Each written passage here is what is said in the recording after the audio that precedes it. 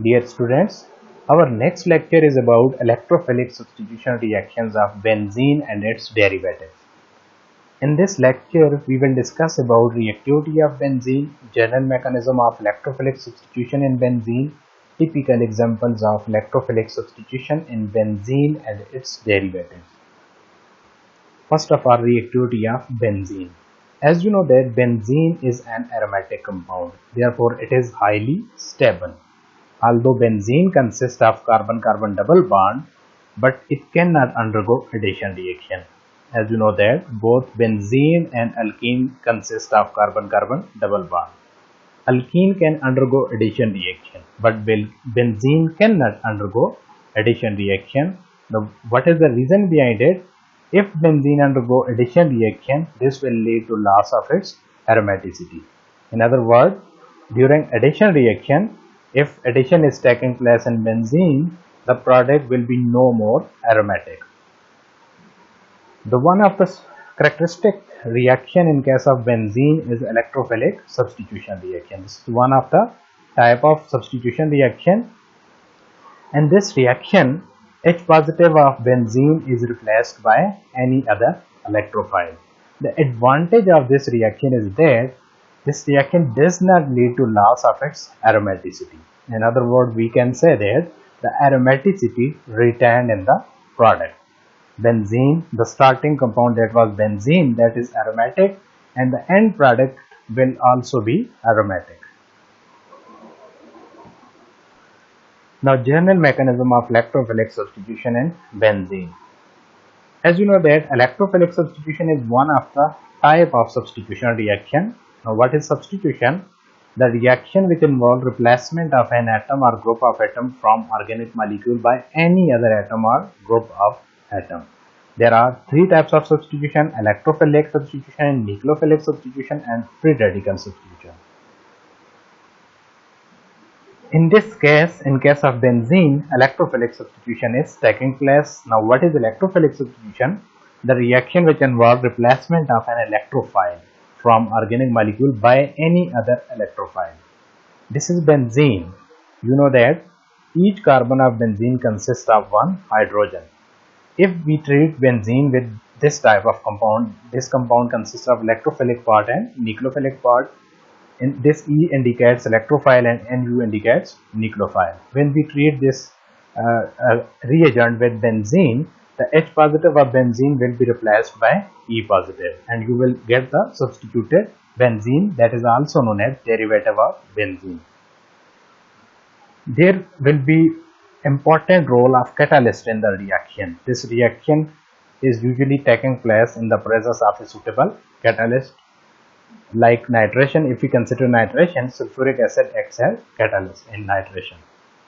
Now, what is the mechanism of this reaction? In this reaction, first of all, this molecule which consists of electrophilic and nucleophilic part, this undergo heterolytic cleavage, and you will get electrophile and nucleophile.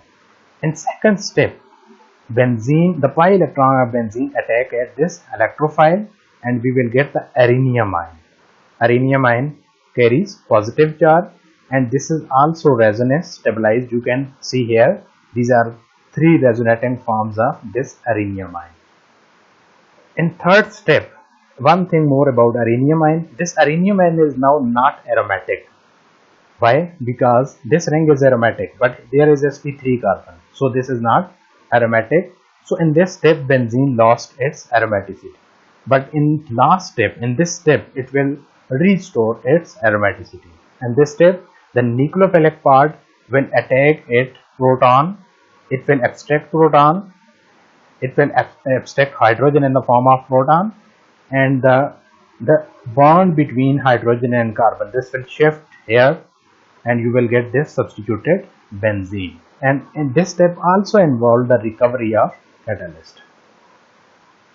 यहाँ पे अगर आप benzene के substitution की बात करें तो इसमें ओवरऑल रिएक्शन 3 स्टेप में प्रोसीड होता है। पहले स्टेप में इलेक्ट्रोफाइल जनरेट होता है, दूसरे स्टेप में इलेक्ट्रोफाइल के ऊपर बेंजीन के पाई इलेक्ट्रॉन अटैक करते हैं, सिग्मा कॉम्प्लेक्स बनता है जो कि रेजोनेंस स्टेबलाइज्ड होता है, और तीसरे स्टेप में जो नेगेटिव पार्ट होता है वो सम टाइम वो जो नेगेटिव पार्ट है वो कैटालिस्ट से भी आ सकता है, वो अटैक करता है प्रोटॉन के ऊपर, उसको एक्सट्रैक्ट करता है और उसके बाद हमारे पास यहाँ पे डबल बॉन्ड आ जाता है, तो सब्स्टिट्यूटेड बेंजीन हमारे पास बन जाएगा।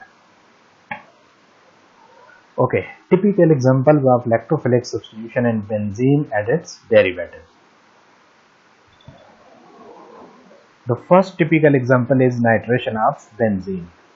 Actually, electrophilic substitution reaction depends on the type of electrophile that you are using for substitution of proton. If you will use the nitro group to substitute this hydrogen, the reaction is considered as nitration. यहाँ पे आप देख सकते हैं कि benzene जो है उसके ऊपर हाइड्रोजन मौजूद है हर कार्बन के ऊपर, तो जब हम उसको नाइट्रिक एसिड और सल्फ्यूरिक एसिड के मिक्सचर के साथ ट्रीट करते हैं एट 50 डिग्री सेंटीग्रेड, तो हमें नाइट्रोबेंजीन और वाटर मिलता है। अब नाइट्रेशन क्या होता है?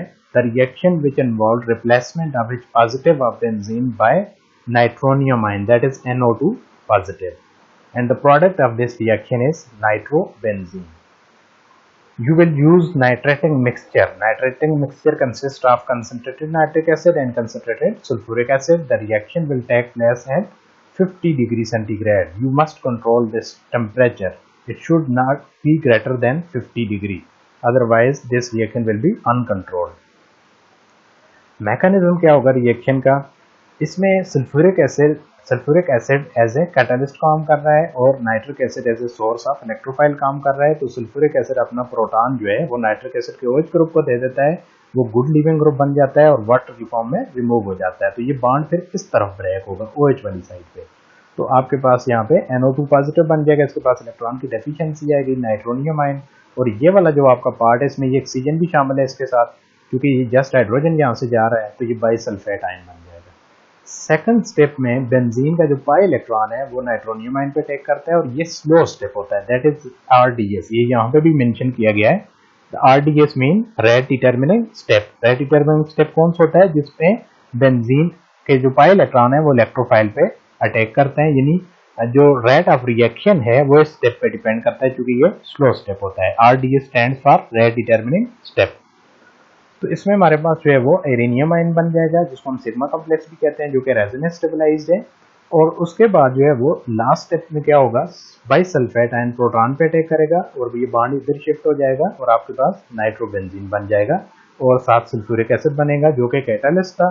तो इसलिए हम इस स्टेप को रिकवरी ऑफ कैटालिस्ट भी कहते हैं, या इसको आप डीप्रोटोनेशन भी कह सकते हैं।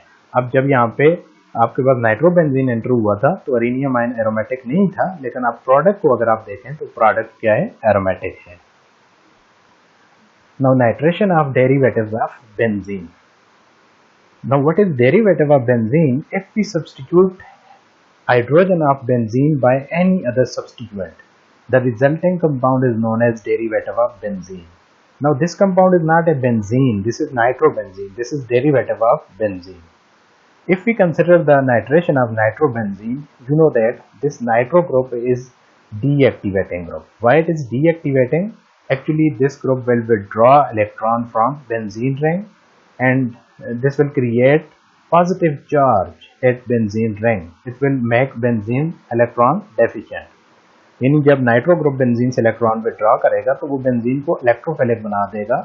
तो इलेक्ट्रोफिलिक सब्स्टिट्यूशन रिएक्शन के लिए ये सूटेबल नहीं होगा, क्योंकि इलेक्ट्रोफाइल के ऊपर भी पॉजिटिव चार्ज या बेंजीन पे भी अगर पॉजिटिव है तो फिर ये रिएक्शन फेवरेबल नहीं होगा। रिएक्शन कब फेवरेबल होगा? जब बेंजीन न्यूक्लियोफिलिक होगा, क्योंकि benzene as a nucleophile attack करना होता है इलेक्ट्रोफाइल के ऊपर।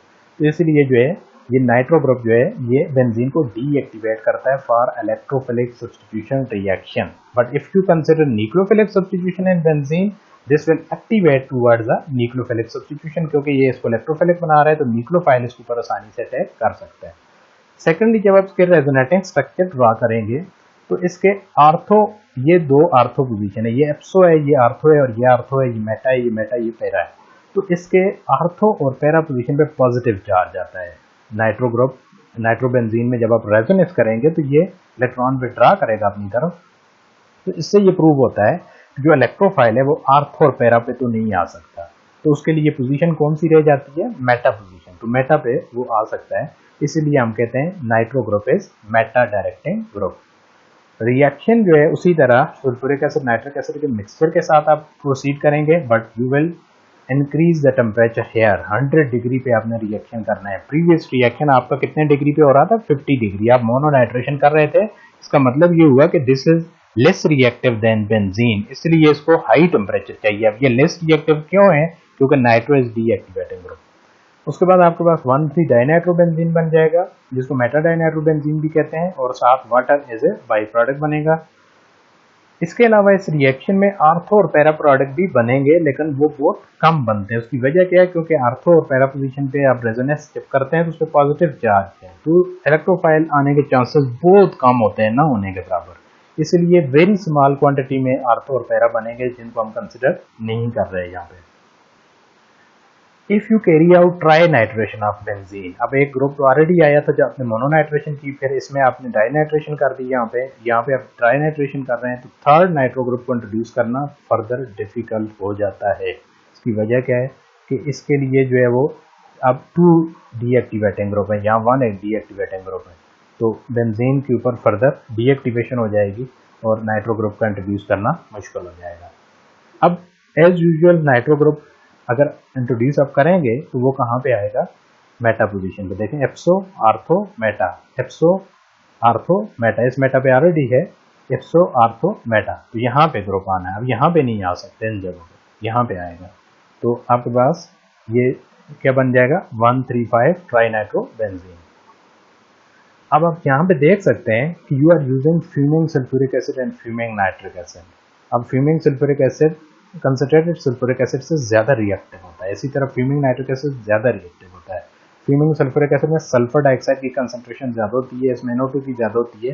तो आपके पास ओवरऑल अगर देखें यहाँ पे कि ये मोस्ट रिएक्टिव मिक्सचर है आपके पास, और टेम्परेचर भी आप उतना ही दे रहे हैं, लेकिन साथ कंसनट्रेशन, इन अदर वर्ड आपने ज़्यादा रिएक्टिव कॉम्बिनेशन यूज़ किया। सीवियर कंडीशन, आप एक्सट्रीम कंडीशन यूज़ कर रहे हैं, तब जाके ये रिएक्शन प्रोसीड हो रहा है। This is due to deactivating nature of this nitro group. Now we are considering another example of derivative of benzene, that is phenol. इसमें क्या होता है कि बेंजीन रिंग का हाइड्रोजन जो है OH से हमने रिप्लेस किया हुआ है, तो इसकी हम फर्दर नाइट्रेशन करेंगे। इसकी नाइट्रेशन कैसे होगी? अब आप जानते हैं कि OH जो है वो चूँकि रेजोनेंस के लिहाज से ये इलेक्ट्रॉन डोनेटिंग ग्रुप है, यानी रेजोनेंस के लिहाज से ये +M ग्रुप है। अब नाइट्रो ग्रुप जो था वो रेजोनेंस के लिहाज से -M ग्रुप था, विड्राइंग, इंडक्टिव के लिहाज से भी विड्राएंगे, इसीलिए ये डीएक्टिवेटिंग भी है और मेटा डायरेक्टिंग है। जबकि यहाँ पे OH जो है वो ये एक्टिवेटिंग ग्रुप है, ये हाईली एक्टिवेटिंग ग्रुप है, ये बेंजीन रिंग को बहुत ज़्यादा एक्टिवेट करता है। जब इलेक्ट्रॉन ये देगा तो इस रेजोनेंस के थ्रू तो बेंजीन पे इलेक्ट्रॉनिक डेंसिटी इंक्रीज हो जाएगी। अब इंडक्टिव इफेक्ट के थ्रू इलेक्ट्रॉन विथड्रॉ कर रहा है, बट रेजोनेंस के थ्रू दे रहा है, तो ओवरऑल इसका जो डोनेटिंग इफेक्ट होता है, यानी रेजोनेंस इफेक्ट होता है, वो डोमिनेट होता है। और इसके साथ साथ चूंकि जब आप इसकी रेजोनेंस ड्रॉ करेंगे तो ये इलेक्ट्रॉन दे रहा है, तो इसकी आर्थो और पैरा पोजीशन पे नेगेटिव चार्ज आएगा, जो कि इलेक्ट्रोफाइल के लिए बहुत सूटेबल है। तो इस वजह से इलेक्ट्रोफाइल मोस्टली कहते हैं कि आर्थो और पैरा पोजीशन पे आएगा, इसीलिए हम OH ग्रुप को आर्थो पैरा डायरेक्टर कहते हैं। तो अब आप देख सकते हैं एप्सो आर्थो, आर्थो मेटा, मेटा और पैरा। तो जब आप इसकी नाइट्रेशन करेंगे तो you will use just dilute nitric acid. अब देखें, आप नाइट्रेशन के लिए सिर्फ नाइट्रिक एसिड यूज कर रहे हैं, आप एक्सटर्नल यहाँ पे जो है वो उसके लिए अलग से कोई दूसरा कैटालिस्ट यूज नहीं कर रहे, जिस तरह आप वहाँ पे सल्फ्यूरिक एसिड यूज कर रहे थे। और 20 डिग्री पे आपका रिएक्शन हो जाएगा, बहुत कम टेम्परेचर है, यानी वहाँ पे मोनोनाइट्रेशन के लिए भी आपको 50 डिग्री चाहिए था। तो उसके बाद आपके पास 2 नाइट्रोबेंजीन जो कि आर्थो प्रोडक्ट है, और 4 नाइट्रोबेंजीन जिससे para nitro 2 nitrophenol and 4 nitrophenol, तो यानी ortho nitrophenol and para nitrophenol, ये 2 प्रोडक्ट बनेंगे, और इसमें जस्ट डाइल्यूट नाइट्रिक एसिड। अब ये जो नाइट्रिक एसिड है, इसमें nitric acid itself as a catalyst के तौर पर भी काम करता है और as a source of electrophile भी काम करता है, यानी ड्यूल कैरेक्टर इसका यहाँ पे होता है। तो जब आप इसका रिएक्शन कंसिडर करेंगे, जिस तरह यहाँ पे आप देख सकते हैं कि नाइट्रिक एसिड के एक मॉलिक्यूल जो है वो यहाँ पे ये वाला मॉलिक्यूल एज ए कैटालिस्ट काम कर रहा है, और ये as a source of electrophile. तो ये प्रोटॉन देगा इसको, ये OH निकल जाएगा यहाँ से।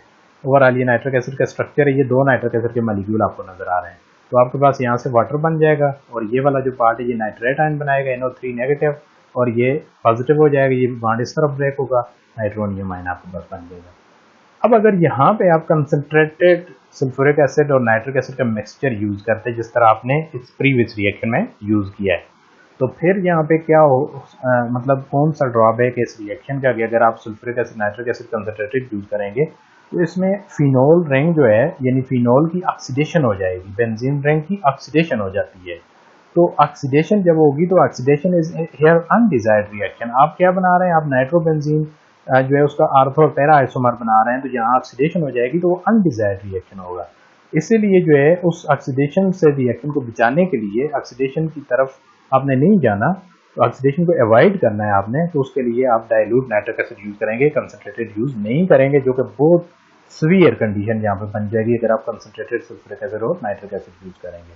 तो डाइल्यूट नाइट्रिक एसिड यहाँ पे सफिशिएंट होता है, वो रिएक्शन इजीली परफॉर्म कर सकता है। अब ये जो रिएक्शन है यानी ये वाला जो आपके सामने रिएक्शन दिया हुआ है जिसमें नाइट्रोनियम आयन बन रहा है, अब ये रिएक्शन रिवर्सेबल होता है और इसमें इक्विलिब्रियम की डायरेक्शन जो है लेफ्ट साइड पे होती है। This is left hand side, this is right hand side. Right hand side product वाली साइड होती है, लेफ्ट हैंड साइड रिएक्टेंट वाली साइड होती है। तो इक्विलिब्रियम रिएक्टेंट वाली साइड पर लाई करता है, यानी इसमें रिएक्टेंट जो है वो आमतौर पर ज्यादा बन रहे होते हैं एज कम्पेयर टू प्रोडक्ट। तो इसकी वजह क्या होती है, यानी आपका जो है वो ओवरऑल अगर आप देखें तो इसमें नाइट्रोनियम आयन कम बनेगा, लेकिन फिर भी जो नाइट्रोनियम आयन यहाँ पे बनता है वो इस रिएक्शन के लिए सफिशिएंट होता है। उसकी वजह क्या है कि हाईली एक्टिवेटेड कंपाउंड है आपका, इसको एक्टिवेशन कौन कर रहा है, OH। तो जो नाइट्रोनियम आयन बनेगा वो साथ साथ यूज हो जाएगा, यानी यहाँ पे जस्ट नाइट्रोनियम आयन अगर स्मॉल अमाउंट में भी होगा तो वो इस फिनोल के साथ रिएक्ट करने के लिए वो सफिशिएंट होता है। तो यानी इस रिएक्शन के इक्विलिब्रियम लेफ्ट साइड पे होने से कोई खास फर्क नहीं पड़ेगा। इसका क्रेडिट किसको जाता है, OH ग्रुप को।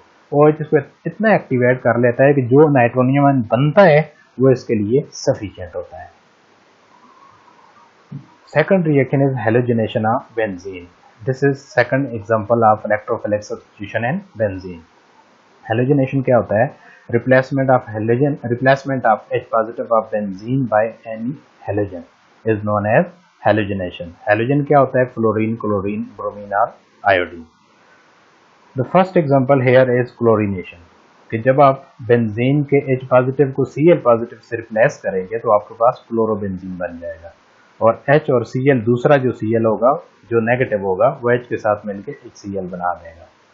तो इस तरह आपके पास जो LCl3 है वो एज ए लिविस एसिड होता है, ये एज ए कैटलिस्ट काम करता है। लिविस एसिड क्यों है, क्योंकि एल्युमिनियम का ऑक्टेट कंप्लीट नहीं है, इलेक्ट्रॉन डेफिशिएंट है, तो ये इलेक्ट्रॉन पेयर एक्सेप्ट कर सकता है, तो ये Cl नेगेटिव यानी क्लोराइड को ले लेता है, तो इस तरह दूसरा Cl पॉजिटिव बन जाएगा। 25 डिग्री पे आप रिएक्शन कर सकते हैं। मैकेनिज्म क्या होगा, पहले यहाँ पे इसकी हाइड्रोलाइटिक क्लीवेज होगी, यानी जो Cl नेगेटिव है वो LCl3 के साथ आ जाएगा, ये एज ए लिविस बेस काम करेगा, ये लिविस एसिड के तौर पर काम कर रहा है। तो इस तरह जो दूसरा Cl है उसके पास इलेक्ट्रॉन नहीं होंगे, मतलब ये इलेक्ट्रॉन इसका भी इधर जो शेयर्ड इलेक्ट्रॉन है वो Cl के पास चला जाएगा, दूसरे Cl के पास। तो आपके पास Cl पॉजिटिव और LCl4 नेगेटिव। अब दूसरे स्टेप में क्या होगा कि Cl पॉजिटिव इलेक्ट्रोफाइल है, बेंजीन अटैक करेगा, अरेनियम आयन बनेगा जो कि रेजोनेंस स्टेबलाइज्ड है, और उसके बाद लास्ट स्टेप में इसके ऊपर LCl4 अटैक करेगा। LCl4 का जो क्लोराइड है वो क्लोराइड H के ऊपर एक्चुअली अटैक कर रहा होता है, और ये बॉन्ड इधर ब्रेक हो जाएगा, आपके पास क्लोरोबेंजीन और इधर से HCl बनेगा। ये आप देख सकते हैं HCl एक बाई प्रोडक्ट है, और कैटालिस्ट यानी LCl3 इस रिएक्शन में रिकवर हो जाता है।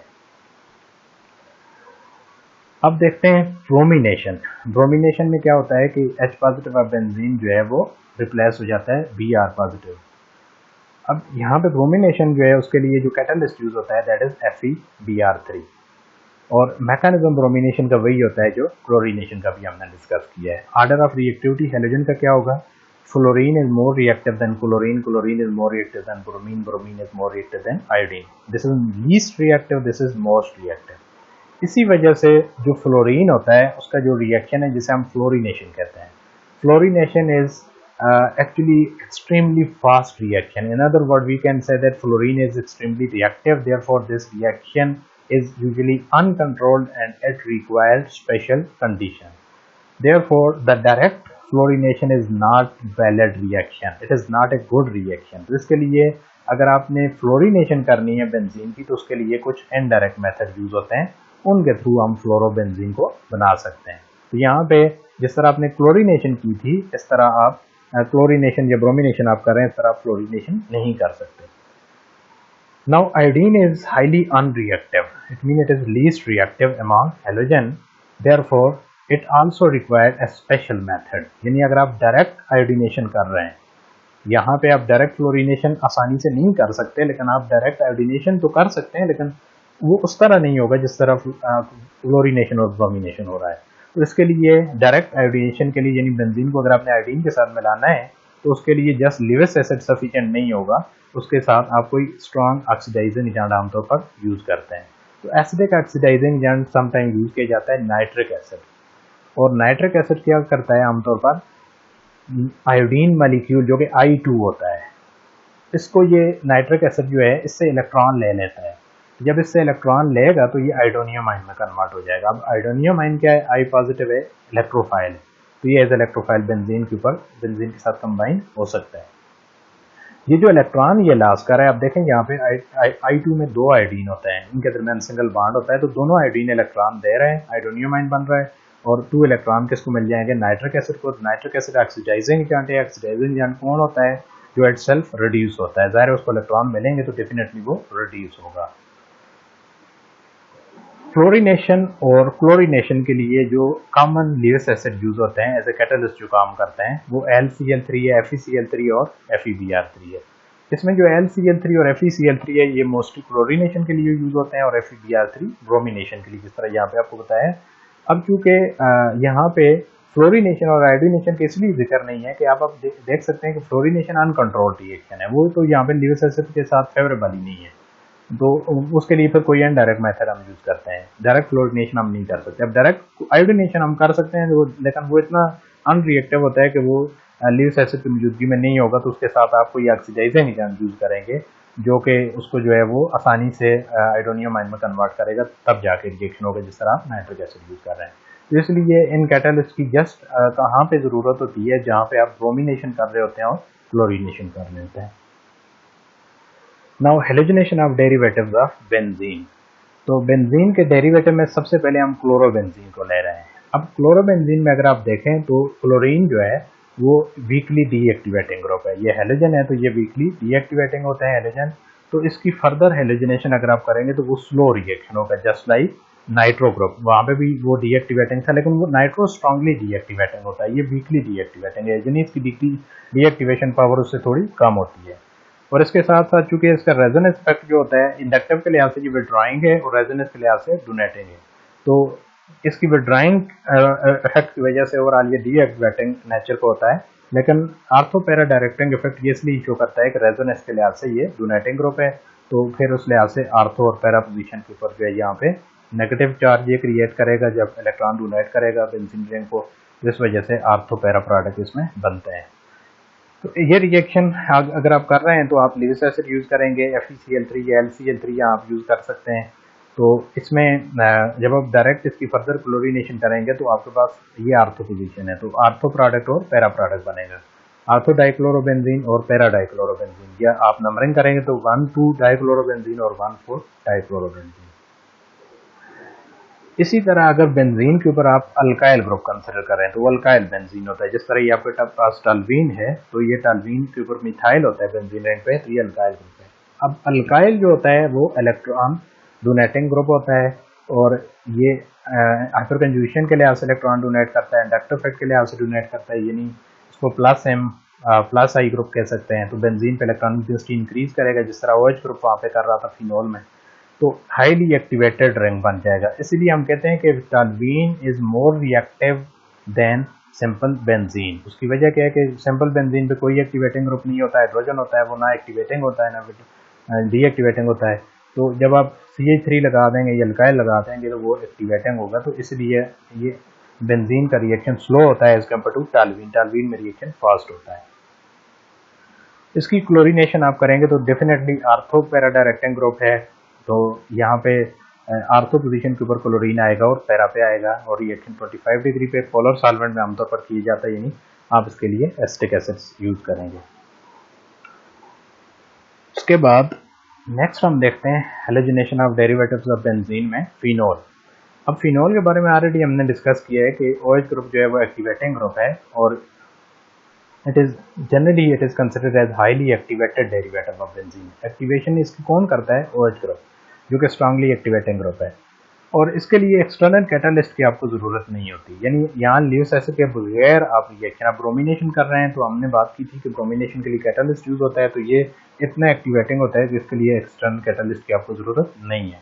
तो पोलर सॉल्वेंट यानी वाटर की मौजूदगी में जस्ट आप ब्रोमीन यूज़ करेंगे विदाउट एनी कैटालिस्ट, और यहाँ पे आपके पास ट्राई ब्रोमोफिनॉल बन रहा है। तो एक दूसरा इस रिएक्शन का अगर आप देखें OH का इफेक्ट, कि ये इतना रिएक्टिव होता है, इतना बेंजीन को एक्टिवेट कर देता है कि रिएक्शन मोनो हेलोजिनेशन तक लिमिटेड नहीं रहता, बल्कि यहाँ पे पॉली हेलोजिनेशन हो जाती है। अब आप देखें ना, यहाँ पे प्रीवियस रिएक्शन में एक हेलोजन आ रहा था, यहाँ पे 3 हेलोजन आ रहे हैं। तो इसकी वजह क्या है कि OH की एक्टिवेशन पावर बहुत ज़्यादा होती है। This is 2,4,6 tribromophenol, 2,4,6 tribromophenol. Mechanism क्या होगा इस रिएक्शन का?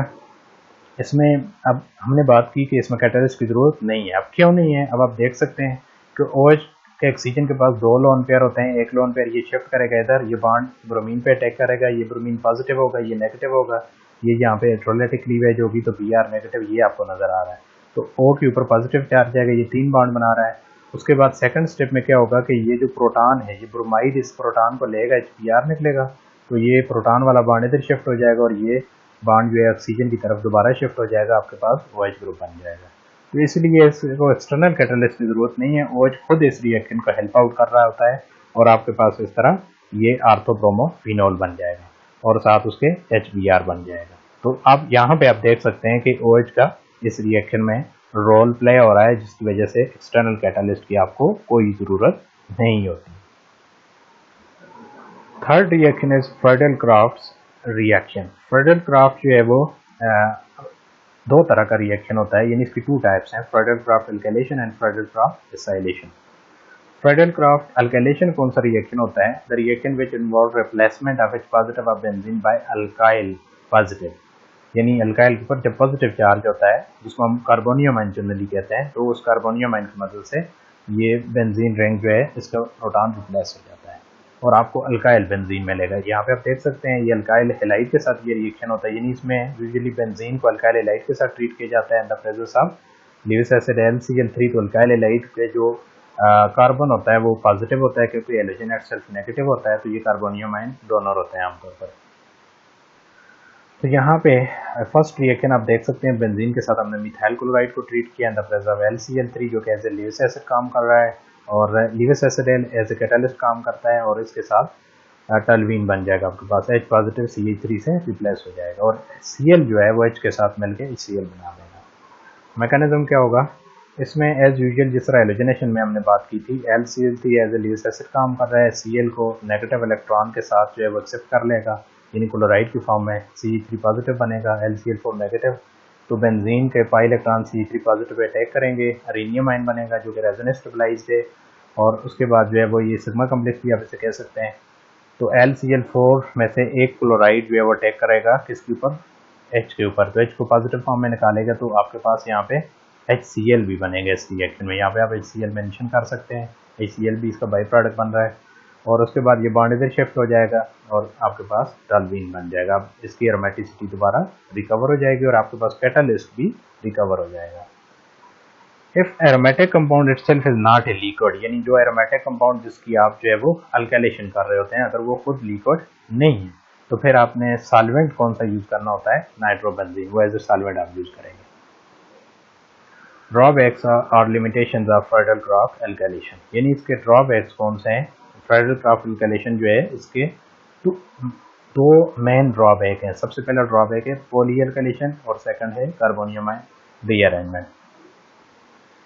फ्रेडल-क्राफ्ट अल्काइलेशन में अगर देखें आप, तो अल्काइल ग्रुप आप जो इंट्रोड्यूस करते हैं बेंजीन पे, तो अल्काइल एक एक्टिवेटिंग ग्रुप होता है, यानी आमतौर पर जो है ये बेंजीन रिंग को इलेक्ट्रॉन डोनेट करता है, तो जिसकी वजह से बेंजीन की रिएक्टिविटी इंक्रीज हो जाती है, वो ज़्यादा रिएक्टिव हो जाता है, और इस वजह से फर्दर अल्काइलेशन के चांसेस बढ़ जाते हैं।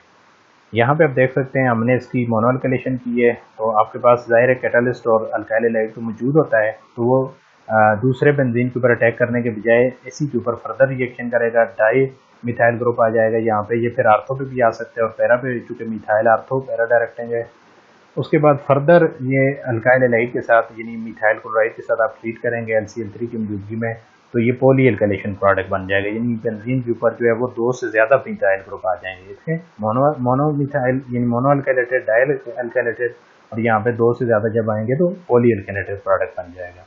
तो ये इस रिएक्शन का ड्रॉबैक इसलिए होता है कि समटाइम हमें मोनो अल्काइलेटेड प्रोडक्ट चाहिए होता है, तो जब मिक्सचर मिलेगा तो उसकी सेपरेशन भी एक प्रॉब्लम होगी, और फिर वो जो मोनो अल्काइलेटेड प्रोडक्ट है उसकी परसेंटेज भी आपके पास कम बनेगी, तो रिएक्शन फेवरेबल नहीं होगा। How we can control polyalkylation? The one of the most common method to control this polyalkylation is taking benzene and large excess. Benzene को आप ज़्यादा अमाउंट में लेंगे तो फिर polyalkylation के चांसेस कम हो जाएंगे, क्योंकि आपके पास फिर बेंजीन की रेशियो ज़्यादा होगी और आपके पास जो अल्काइल हैलाइड है उसकी रेशियो यहाँ पे कम होगी। तो इसीलिए फिर वो जो अल्काइल हैलाइड है वो उसी बेंजीन के ऊपर बार बार अटैक करने की कोशिश नहीं करेगा, बल्कि वो एक नए बेंजीन मालिक्यूल के ऊपर अटैक करेगा, क्योंकि आपने बेंजीन मालिक्यूल ज़्यादा लिए हुए होंगे। तो इसलिए फिर मोनो अल्काइलेशन प्रोडक्ट यानी मोनो अल्काइलेटेड प्रोडक्ट ज़्यादा बनेगा आपके पास। कब बनेगा? जब बेंजीन को आप ज़्यादा यूज़ करेंगे। तो अगर आप रेशियो सेम ले रहे हैं अल्काइल हैलाइड बेंजीन की, तो फिर उस केस में आमतौर पर जो है वो फिर पॉली एल्काइलेशन के चांसेस होंगे। तो अगर आप इसको ज़्यादा ले रहे हैं तो फिर भी पॉली एल्काइलेशन के चांसेस आपके पास बढ़ जाएंगे। तो आपने क्या करना है कि बेंजीन को एक्सेस में लेना है, तो ये रिएक्शन काफ़ी हद तक कंट्रोल हो जाएगा। 100% तो हम नहीं कह सकते, लेकिन ये कम हो जाएगा, यानी मिनिमाइज कर सकते हैं इस प्रॉब्लम को आप। दूसरा ड्रॉबैक है कार्बोनियम आयन रीअरेंजमेंट। अब आप जानते हैं कि अगर कहीं पे ऐसा कार्बोनियम आयन बनता है जो प्राइमरी हो या सेकेंडरी हो, तो अगर उसमें रीअरेंजमेंट हो के मोर स्टेबल कार्बोनियम आयन बन सकता है, यानी प्राइमरी से सेकेंडरी या सेकेंडरी से टर्शरी, तो वो उस रीअरेंजमेंट उसके लिए फेवरेबल होती है, उसकी स्टेबिलिटी उस रीअरेंजमेंट की वजह से बढ़ जाती है कार्बोनियम आयन की। तो यहाँ पे चूंकि कार्बोनियम आयन बनता है, इस रिएक्शन के मैकेनिज्म अगर आप देखें तो वो भी अगर रीअरेंजमेंट करने वाला होगा तो उससे रीअरेंजमेंट करने के बाद आपके पास एक रीअरेंजमेंट वाला प्रोडक्ट आएगा और एक विदाउट रीअरेंजमेंट आएगा। इस तरह मिक्सचर ऑफ प्रोडक्ट बनने के चांसेस होते हैं यहाँ पे। और जो हमारे पास फ्राइडल क्राफ्ट रिएक्शन है, फ्राइडल क्राफ्ट अल्काइलेशन है आमतौर पर, इसमें अगर आप देखें तो इसमें अगर आप एक अनब्रांच्ड अल्काइल ग्रुप यूज कर रहे हैं और आप उसी को बेंजीन पे लेके आना चाहते हैं, तो रीअरेंजमेंट उस अनब्रांच्ड प्रोडक्ट को कम कर देगी, यानी अनब्रांच वाला प्रोडक्ट आपके पास कम आएगा, जो ब्रांच वाला प्रोडक्ट है आपके पास वो ज़्यादा आएगा। यहाँ पे आप देख सकते हैं कि बेंजीन रिंग को हमने अल्काइल ब्रोमाइड के साथ यानी 1-क्लोरोप्रोपेन के साथ ट्रीट किया हुआ है, ब्रोमाइड नहीं, दिस इज क्लोराइड, 1-क्लोरोप्रोपेन के साथ बेंजीन के साथ ट्रीट कर रहे हैं LCl3 की मौजूदगी में। तो यहाँ से Cl जाएगा तो इसके ऊपर पॉजिटिव चार्ज आएगा। तो ये अगर डायरेक्ट बेंजीन पे आएगा विदाउट रीअरेंजमेंट तो आपके पास एन प्रोपाइल बेंजीन बनेगा, अनब्रांच प्रोडक्ट है, ठीक है, और ये आपके पास जस्ट कितना बनेगा 35%। जबकि जो रीअरेंजमेंट से आपका कार्बोनियम आयन बनेगा यानी सेकेंडरी कार्बोनियम आयन, उसका जो प्रोडक्ट है वो 65% है, क्योंकि सेकेंडरी कार्बोनियम आयन ज़्यादा स्टेबल होता है। उसके बाद यहाँ पे आप देख सकते हैं दूसरा रिएक्शन, इसमें आइसोब्यूटाइल क्लोराइड हम ये ले रहे हैं बेंजीन के साथ, तो यहाँ पॉजिटिव चार्ज आएगा। तो विदाउट रीअरेंजमेंट वाला प्रोडक्ट ये है, ये ना होने के बराबर बनता है, इसलिए हम कहते हैं नॉट फॉर्म, ये नहीं बनता, यानी रीअरेंजमेंट वाला प्रोडक्ट बहुत ज़्यादा बनेगा यहाँ पे। ये हम कहते हैं कि this is the only product, यानी ये ज़्यादा बनेगा आपके पास। उसकी वजह क्या है कि टर्शरी कार्बोनियम आयन जो कि मोस्ट स्टेबल होता है, उसकी स्टेबिलिटी ज़्यादा होती है। अब जो कार्बोनियम आयन रीअरेंजमेंट है वो कैसे होगी यहाँ पे और यहाँ पे, यानी ये प्रोडक्ट आपका कार्बोनियम आयन रीअरेंजमेंट से बन रहा है, ये भी रीअरेंजमेंट से बन रहा है, तो ये कैसे बनेगा? सबसे पहले Cl नेगेटिव फॉर्म में जाएगा, तो आपके पास यहाँ पे आप देख सकते हैं ये प्राइमरी कार्बोनियम आयन बन रहा है, तो इधर CH2 ग्रुप है, तो इसमें से एक हाइड्रोजन हाइड्राइड फॉर्म में आप इधर शिफ्ट कर लें, तो प्राइमरी कार्बोनियम आयन अनस्टेबल होता है, जब हाइड्राइड शिफ्ट होगा आपके पास तो सेकेंडरी कार्बोनियम आयन बन जाएगा, ठीक है। यहाँ पे पॉजिटिव चार्ज खत्म हो जाएगा, यहाँ पे आएगा, तो ये स्टेबल होता है आमतौर पर। तो इसका जब रिएक्शन होगा इस कार्बोनियम आयन का, तो आपके पास कौन सा प्रोडक्ट बनेगा? यहाँ पे ये वाला जो कि 65%। उसके बाद यहाँ से क्लोराइड जब जाएगा तो ये ओरिजिनल कार्बोनियम आयन ये बनेगा जो कि प्राइमरी ये अनस्टेबल है, तो इधर से हाइड्राइड है, ये मिथाइल ग्रुप है, ये मिथाइल है, ये हाइड्रोजन है, ये शिफ्ट हो जाएगा हाइड्राइड की फॉर्म में, H नेगेटिव। तो यहाँ पे आपके पास जो है टर्शरी कार्बोनियम आयन है जो कि हाईली स्टेबल होता है, तो इसका जो प्रोडक्ट बनेगा ये वाला आप देखें, ये बहुत ज़्यादा बनता है, और ये बिल्कुल ना होने के बराबर हम कहते हैं कि ये नहीं बनता।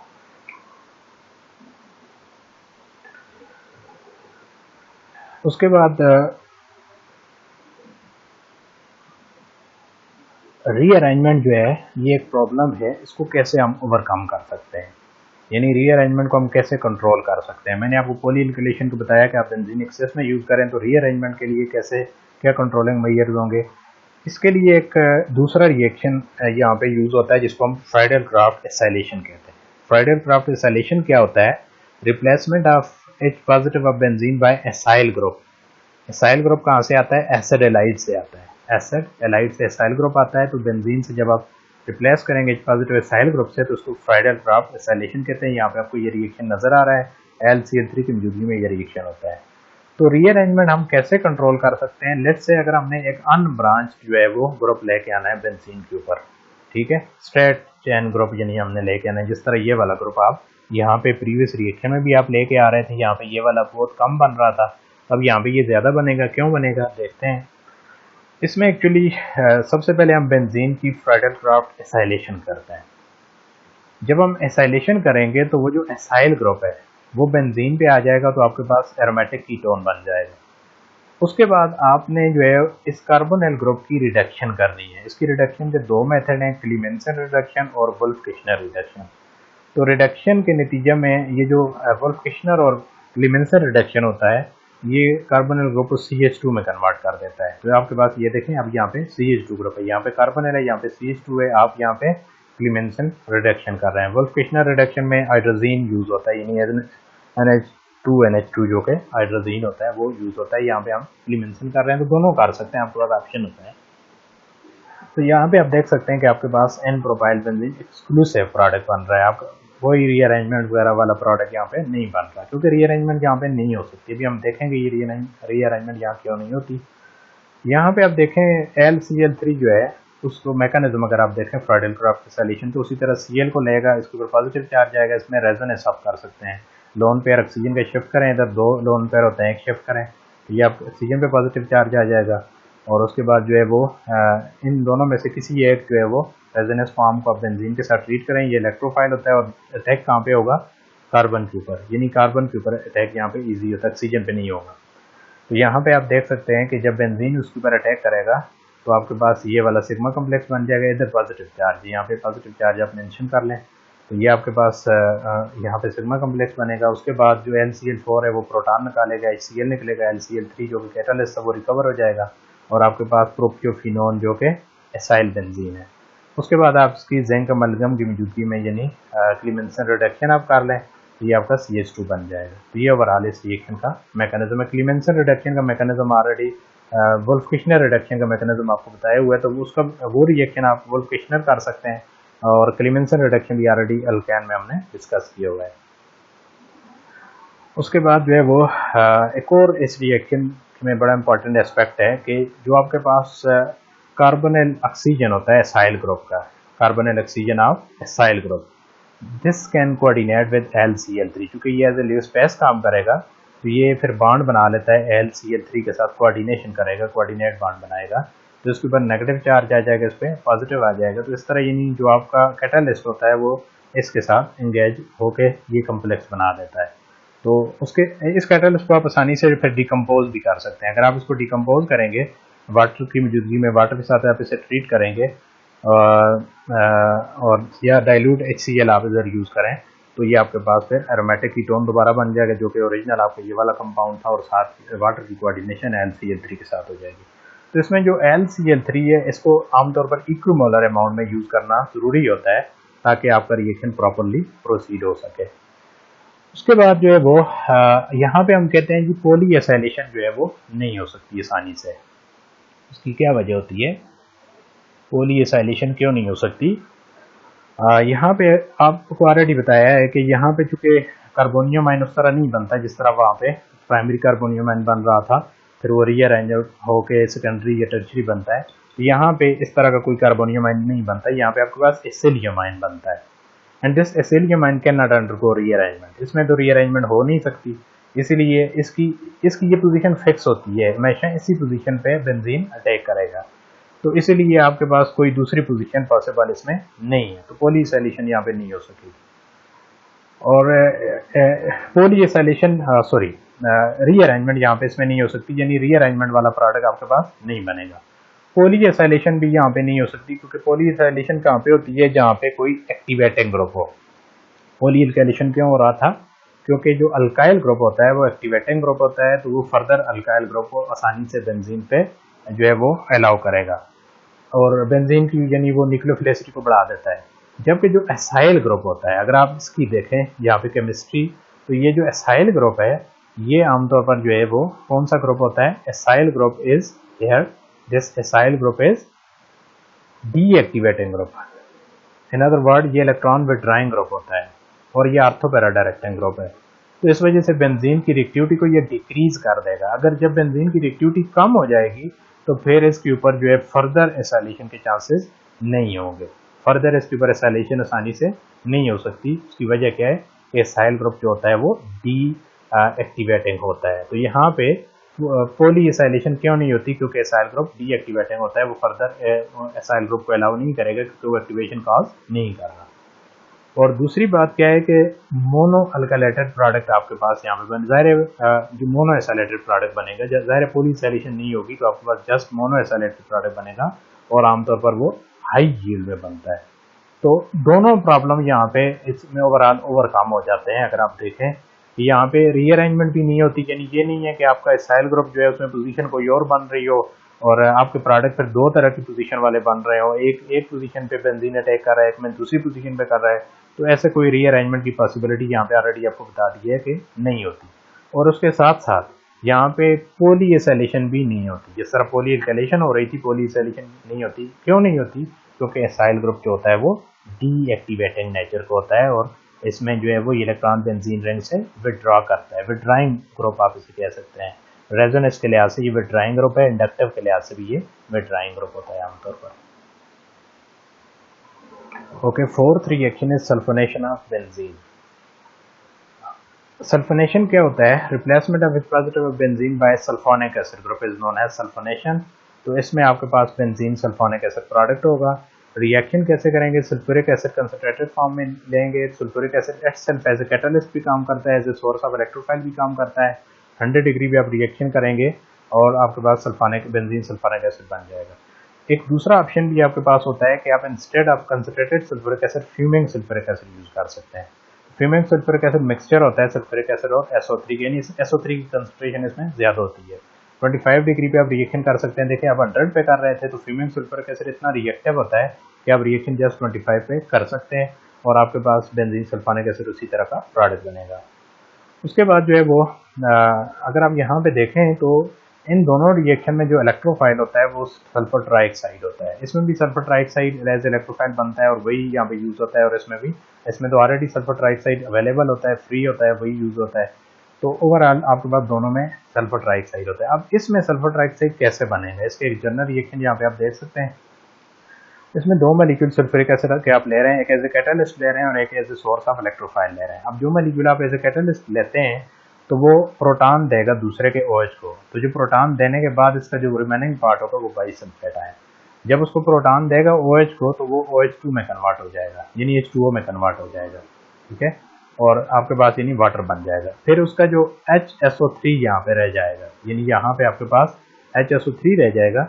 तो उसका HSO3 में जो H होता है वो OH के साथ ही होता है। नेक्स्ट मैकेनिज्म में आप देख सकेंगे।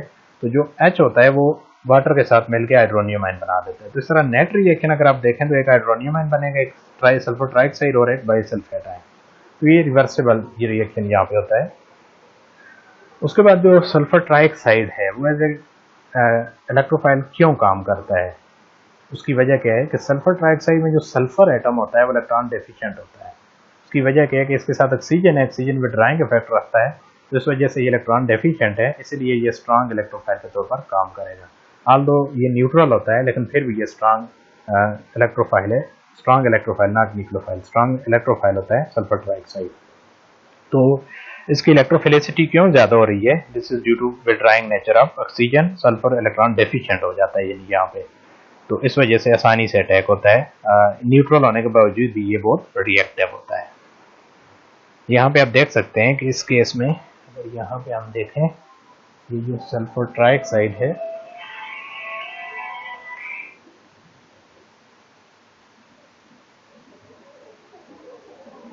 सल्फर ट्राइऑक्साइड, यहाँ पे आप देख सकते हैं दिस इज सल्फर ट्राइऑक्साइड यहाँ पे ऑक्सीजन 3 ऑक्सीजन इसके साथ हैं और ये ऑक्सीजन इलेक्ट्रॉन विथड्राइंग इफेक्ट रखते हैं। आप इसकी रेजोनेंस भी करें तो ये इलेक्ट्रॉन आमतौर पर हम इधर शिफ्ट करते हैं, सल्फर पे पॉजिटिव और ऑक्सीजन पे नेगेटिव चार्ज होता है, तो ये नहीं सल्फर ओवरऑल इलेक्ट्रॉन डेफिशिएंट होता है। ओवरऑल रिएक्शन ऑलरेडी आपने देख लिया। आपके पास बेंजीन सल्फोनिक एसिड का मैकेनिज्म क्या होगा। जब हम कंसनट्रेटेड सल्फ्यूरिक एसिड यूज करेंगे वो मैकेनिज्म पहले देखते हैं। तो इसमें क्या होता है कि सल्फ्यूरिक एसिड का ये मॉलिक्यूल से यहाँ पे सोर्स ऑफ इलेक्ट्रोफाइल के तौर पर काम कर रहा है और ये वाला एज ए कैटलिस्ट काम कर रहा है, जिससे प्रोटॉन इसको मिल जाएगा तो ये OH2 बन जाएगी। यानी यहाँ पे इधर लिखेंगे इधर एक ही बात है। तो ओवरऑल आपके पास जो है वो लेफ्ट राइट पे कोई फर्क नहीं होता, तो यानी यहाँ पे आपके पास जो है वो OH2 बन जाएगा। तो ये यहाँ पे आपको नजर आ रहा है, ठीक है। इस तरह भी आप लिख सकते हैं, इसको एक ही बात है। तो इसके पास ये गुड लीविंग ग्रुप बन गया। अब ये बाइसल्फेट आयन जो रह जाएगा उसके साथ हम माइनस लगा रहे हैं। माइनस का मतलब है ये रिएक्शन अभी हम इसको निकाल रहे हैं यहाँ से, थ्योरेटिकली यहाँ से हम निकाल रहे थे और आपके पास जो है वो बाइसल्फेट आयन यहाँ से निकल जाएगा। तो ये वाला पार्ट आपको ये नजर आ रहा है जिसकी प्रोटोनेशन है, वाटर निकलेगा, गुड लीविंग ग्रुप है, तो सल्फर पे पॉजिटिव चार्ज आ जाएगा। अब यहाँ पे क्या होगा, ये जो ऑक्सीजन और सल्फर के दरमियान बॉन्ड है ये इधर शिफ्ट हो जाएगा। अब इस पर पॉजिटिव चार्ज है ना, तो प्रोटॉन जो है वो वाटर को मिलेगा, तो यहाँ पे हाइड्रोनियम आयन। तो आप आपके वहाँ पे अगर आप देखें तो आपके पास 3 चीजें बन रही थी, एक वाटर बन रहा था, एक हाइड्रोनियम आयन बन रहा था, एक बाइसल्फेट आयन जो कि ये बना है, और एक सल्फर ट्राइऑक्साइड जो कि ये बन रहा है। ये रिवर्सिबल ओवरऑल रिएक्शन होता है। उसके बाद जो है वो बेंजीन के साथ जब आप सल्फर ट्राइऑक्साइड को मिलाएंगे तो बेंजीन उस पर अटैक करेगा और आपके पास इसका जो है वो एनाइन बनेगा यहाँ पे। और उसके बाद जो है वो बेंजीन के यानी ये ओवरऑल एरिनियम आयन आपके पास बन गया, जिस तरह इलेक्ट्रोफाइल के पहले भी आपने अटैक ऑलरेडी देखा है। फिर जो बाइसल्फेट आयन है वो अटैक करता है जो यहाँ पे बन रहा था, प्रोटॉन निकालेगा, बॉन्ड इधर शिफ्ट हो जाएगा और सल्फ्यूरिक एसिड रिकवर हो जाएगा। तो उसके बाद लास्ट स्टेप में इस ऑक्सीजन की प्रोटोनेशन आपने करनी है। उसके लिए आप एसिड यूज करेंगे, यानी ओवरऑल आप जो है वाटर में एसिड यूज कर रहे हैं, तो यानी यहाँ बल्कि आप इसको इस तरह कंसिडर कर सकते हैं, ये जो हाइड्रोनियम आयन यहाँ से आपने निकाला था वही हाइड्रोनियम आयन यहाँ पे आप यूज कर रहे हैं अभी। तो प्रोटॉन इसको मिल जाएगा, ये सल्फोनिक एसिड ग्रुप बन जाएगा और यहाँ से वाटर निकल जाएगा। तो नेट रिएक्शन में ओवरऑल वाटर रिमूव हो जाएगा, जिस तरह यहाँ पे आप देख सकते हैं।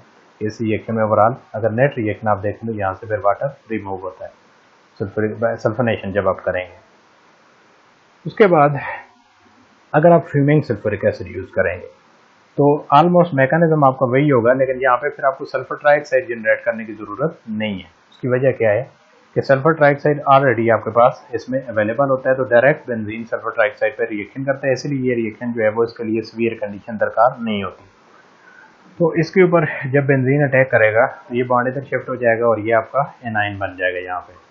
अब ये जो सल्फोनिक एसिड एनाइन इसे हम कहते हैं, तो ये वाला जो सल्फोनिक एसिड एनाइन है, अब इसमें फ़र्क क्या होता है इस मैकेनिज्म में और इसमें, कि इसमें इसकी जो प्रोटोनेशन है एनाइन की वो पहले हो जाती है। इसमें इसकी प्रोटोनेशन अगर आप देखें तो लास्ट स्टेप में हो रही है, इसमें इसकी प्रोटोनेशन पहले होती है।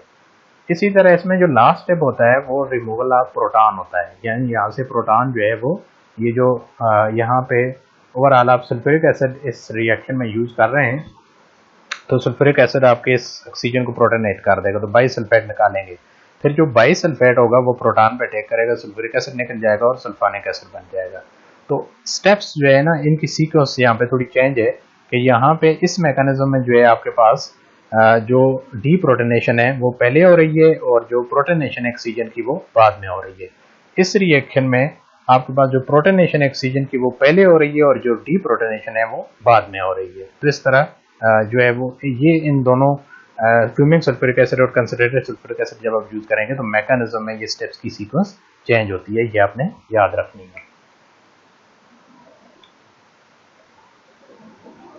ओके, अब जो बेंजीन के डेरिवेटिव जो है अगर हम उनकी फर्दर सल्फोनेशन करें तो उसकी बात अभी हम करते हैं।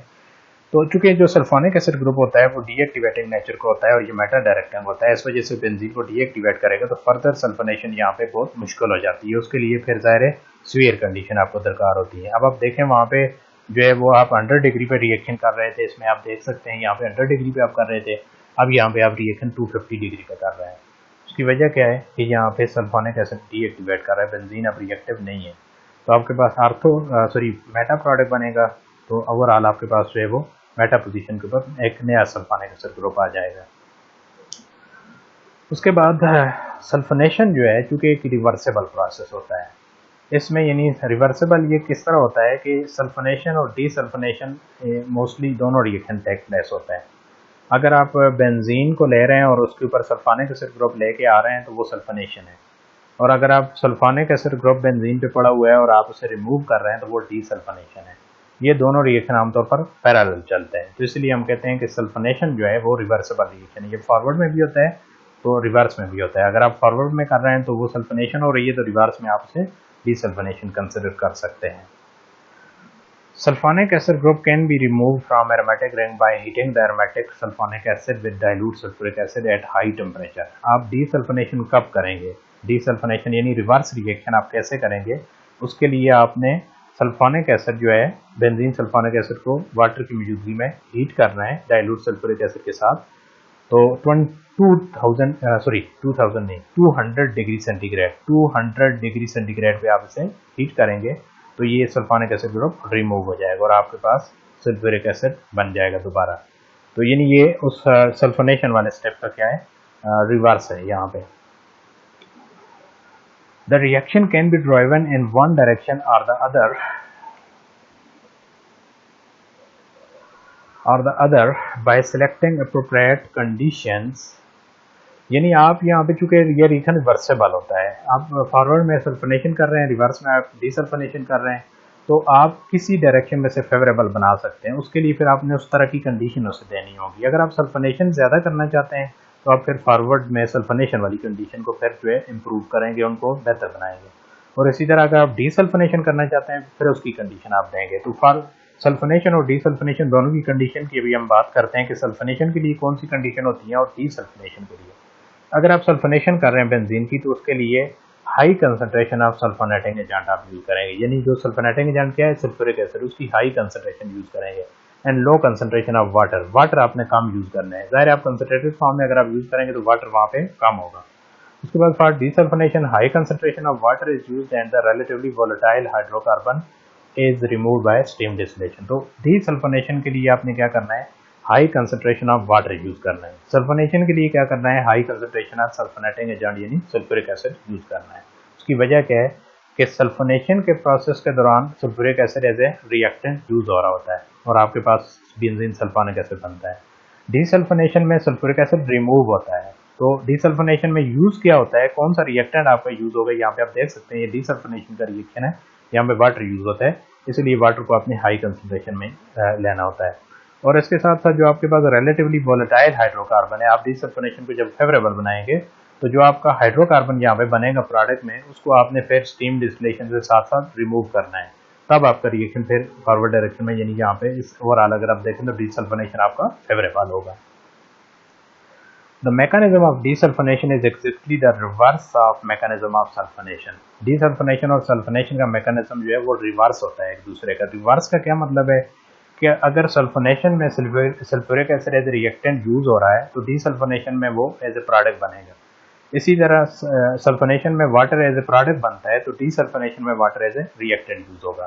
तो इस लिहाज से हम कहते हैं कि मैकेनिज्म तो एक जैसा ही होता है लेकिन वो रिवर्स होता है। रिवर्स का क्या मतलब है कि जो चीज़ एक रिएक्शन में जो है वो आप ऐड कर रहे हैं तो वो दूसरे रिएक्शन में रिमूव होगी। जस्ट ये इस लिहाज से हम इसे अपोजिट या रिवर्स कंसिडर करते हैं। So this is actually in accordance with principle of microscopic reversibility, which states that in a reversible reaction, the forward and reverse reaction follow exactly the same path। जिस तरह हमने discuss किया था hydration and dehydration of alkyne, उसमें भी same ये microscopic reversibility वहाँ पे भी एप्लीकेबल है।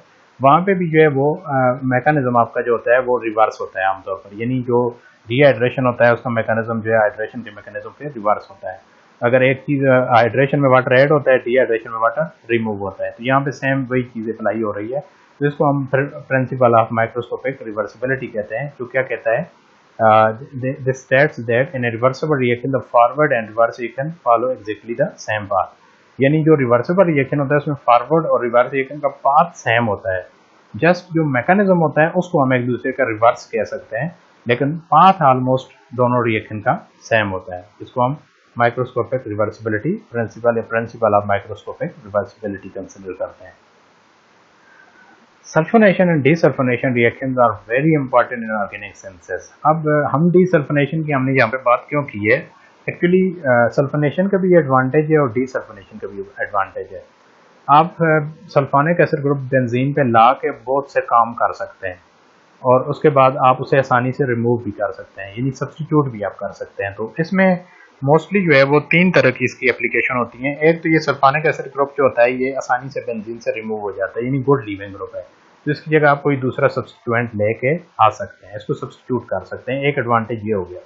दूसरा एडवांटेज आपके पास क्या है सल्फोनेशन डीसल्फोनेशन का, कि आप बेंजीन रिंग के ऊपर एक सल्फोनिक ग्रुप लेके आ जाएं और उसके बाद बेंजीन रिंग के उस सल्फोनिक एसिड ग्रुप की मौजूदगी में आप किसी भी पोजीशन के ऊपर रिएक्शन आप कर सकते हैं, यानी डिजायर्ड पोजीशन के ऊपर आप रिएक्शन कर सकते हैं। सल्फोनिक एसिड ग्रुप कौन सा ग्रुप होता है? ये मेटा डायरेक्टिंग ग्रुप होता है।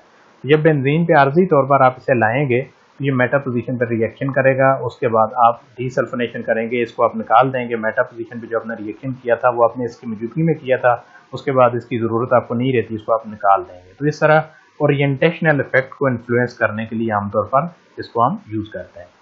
तीसरा एडवांटेज इसका क्या होता है कि अगर आप बेंजीन पे किसी पोजीशन को ब्लॉक करना चाहते हैं, आप चाहते हैं कि इस पर रिएक्शन ना हो, तो आप उस पर सल्फोनिक एसिड ग्रुप को लगा दें, उसके बाद जो डिजायर्ड रिएक्शन है आपका वो कर लें। जिस पोजीशन पे दूसरी पोजीशन पे आपने करना है उस पर आप रिएक्शन कर लें। उसके बाद जिस पोजीशन को आपने ब्लॉक किया था सल्फोनिक एसिड ग्रुप से, आप उसकी डीसल्फोनेशन करें तो वो ग्रुप रिमूव हो जाएगा। यानी आपका जो काम था वो आपने जब काम अपना कर लिया उसके बाद आप उस ग्रुप को निकाल सकते हैं। A sulfonic acid group may be introduced into a aromatic ring either to block a particular position। ये जो आपको दूसरा एडवांटेज बताया, पहला तो आपको बताया कि आप सब्स्टिट्यूट जो है वो उसको कर सकते हैं, उसकी या कोई दूसरा ग्रुप ला सकते हैं, उसको आप आसानी से निकाल सकते हैं, उसकी जगह दूसरा लेके आए।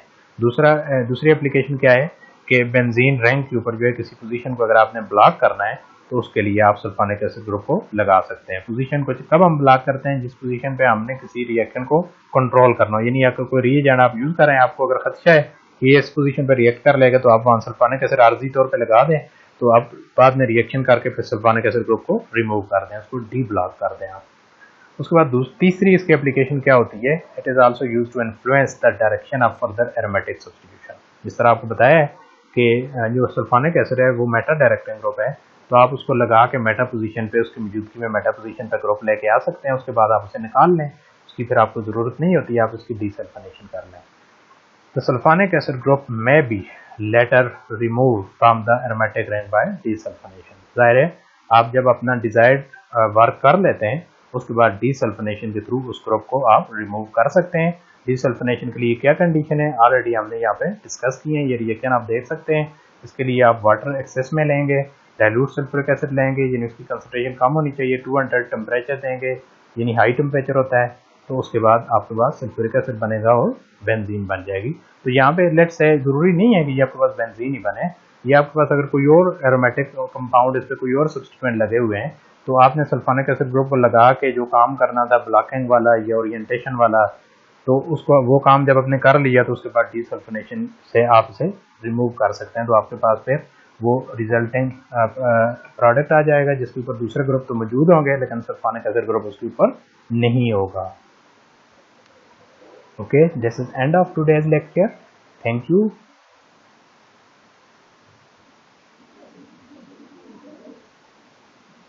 Alhamdulillah.